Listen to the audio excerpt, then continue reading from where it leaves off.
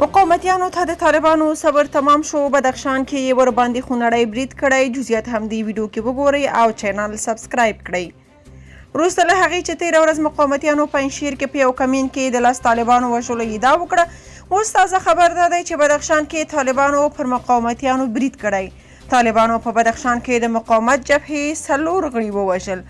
بدخشان کې د طالبانو ځایي مسؤلان وایي چې د دغه ولایت د تګاب ولسوالۍ رباط کلي د تصفوي عملیاتو په لړ کې د مقاومت جبهې ځواکونو یو پټنځای له منځه تللی او د دغه جبهې 4 غړي هم وژل شوي دي.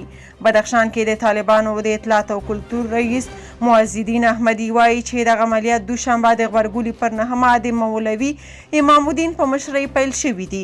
طالب چارواکي زیاتوي چې د وژل شوو ترڅنګ یو شمېر مقاومتیان زخمیان شوي هم دي. دوی همدا راز ویلي چې هیچ چاته اجازه نه ورکوو چې د افغانستان حکومت پر ضد وسلوال بغاوت وکړي. که څوک هڅه کوي نو د دوی غوندې به وځپل شي. بلخوا امرالله صالح ویلي چې د افغانستان د نجات یوازینۍ لاره دا ده چې د طالبانو پر ضد وسلوال پاڅون او مقاومت وشي تر څو دوی له افغانستان څخه ورک نشي. افغانستان به ښه ورځ ونه ګوري. د بدخشان د جګړې په اړه د مقاومت جبهې مسؤلانو تر اوسه څه نه دي ویلي، خو تر دې مخکې یې ویلي وو چې طالبانو د مقاومتیانو په نوم عام خلک شکنجه کوي او وژني یې. تاسو په دې اړه څه نظر لرئ؟ په کومنټ کې شریک او چینل سبسکرایب کړئ.